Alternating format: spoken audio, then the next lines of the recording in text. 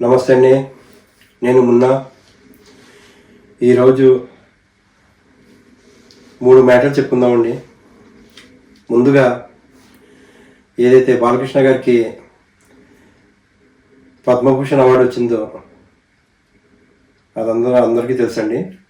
ఆ అవార్డు గురించి ఈరోజు వాళ్ళ ఫ్యామిలీ మెంబర్స్ ఒక బ్యానర్ తయారు చేశారండి. అందులో బ్యానర్లో ప్రతి ఒక్కరి ఫోటో వేశారు. అందులో చిరంజీవి గారి ఫోటో ఉంది, వెంకటేష్ గారి ఫోటో ఉంది, సినీ ఫీల్డ్లో సంబంధించిన ఫొటోస్ ఉన్నాయి. ఇంకా దాని కింద మ్యాటర్ ఏదైతే ఫ్యామిలీ మెంబర్స్ ఉంటారో ప్రతి ఒక్కరి పేర్లు, పెద్దల నుంచి చిన్న పిల్లల వరకు ఆ ఫ్యామిలీ మెంబర్స్ పేర్లు వేశారండి. అందులో 2 పేర్లు మాత్రం మిస్ అయ్యాయి. ఒకటి కళ్యాణరామ్ గారు, అలాగే మన జూనియర్ ఎన్టీఆర్ గారు. ఈ 2 పేర్లు మిస్ అయ్యాయండి. అసలు వాళ్ళ దాంట్లో ఏమవుతుందో ఈ చిచ్చు ఏంటో కూడా అర్థం కావట్లేదు. ఎప్పటి నుంచో ఇదే ప్రాబ్లమ్స్. ఎందుకంటే ఆయన్ని పిలిచిన చోట జూనియర్ ఎన్టీఆర్ గారు రాకపోవటం, కొన్ని చోట్ల ఆయన్ని పిలవకపోవటం. అదేనండి మన ఏదైతే నందమూరి తారక రామారావు గారిది 100 సంవత్సరాల ఫంక్షన్ అయిందో అందులో ముఖ్య అతిథిగా రామ్ చరణ్ గారిని పిలిచారండి. మన జూనియర్ ఎన్టీ గారిని పిలవలేదు. అదే 100 రూపాయల కాయిన్ మీద ఏదైతే బొమ్మ పెట్టారో మన నందమూరి రామారావు గారిది, ఆ టైంలో కూడా పిలిచారనుకుంటా. కానీ జూనియర్ ఎన్టీఆర్ గారు రాలేదు. ఏదో షూటింగ్లో ఉన్నాను ఏదో అని ఏదో చెప్పారు. ఇంకా ఇలాగా ఏదో ఒక ప్రాబ్లం ఏదో ఒకటి అవుతూనే ఉంది. ఈరోజైతే ఆ బ్యానర్ చూశాకైతే అందరికీ అర్థమైపోయింది ఇందులో చాలా పెద్ద ఇది నడుస్తుంది. ఎందుకంటే అందులో ప్రతి ఒక్కరి ఫోటో ఉంది కానీ మన జూనియర్ ఎన్టీఆర్ గారి ఫోటో లేదు, అలాగే పేరు కూడా లేదు.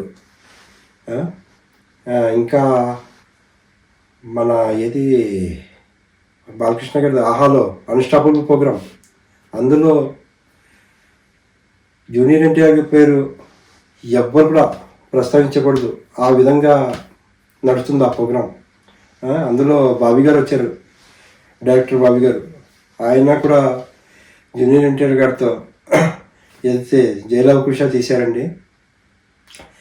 అందులో జూనియర్ ఎన్టీఆర్ గారు చాలా బాగా అద్భుతంగా నటించారు. కానీ ఆ సినిమా గురించి ప్రతి సినిమా గురించి మాట్లాడారు కానీ ఆ జయలవకుశ గురించి మాట్లాడలేదు ఆయన. ఇదొకటి. ఇలాగా మన బాలకృష్ణ గారు అయితే ఎక్కడ కూడా ఆయన టాపిక్ రాకుండా, ఎందుకంటే మొన్న ఈ ఘాట్లో ఎన్టీఆర్ ఘాట్లో మన జూనియర్ ఎన్టీఆర్ గారు ఏదో ఫ్లెక్స్ పెట్టారు, ఫ్లెక్స్ కూడా తీయించేశారు. అలాగే తారకరత్న గారి చిన్న కార్యం అయినప్పుడు అక్కడ ఇద్దరు ఎవరు జూనియర్ ఎన్టీఆర్ గారు మన కళ్యాణరామ్ గారు నమస్తే పెడుతుంటే ఏమీ పట్టించుకోకుండా వెళ్ళిపోయారు. ఇలాంటి చాలా రిపీట్ అవుతున్నాయి ప్రతిసారి. ఎందుకంటే నందమూరి ఫ్యాన్స్ ఎప్పుడో ఒక రోజు కలుసుకుంటారంటే ప్రతి చోట ఇంకా పెరుగుతూనే పోతుంది కానీ అసలు ఏమాత్రం కూడా ఇదవ్వట్లేదు.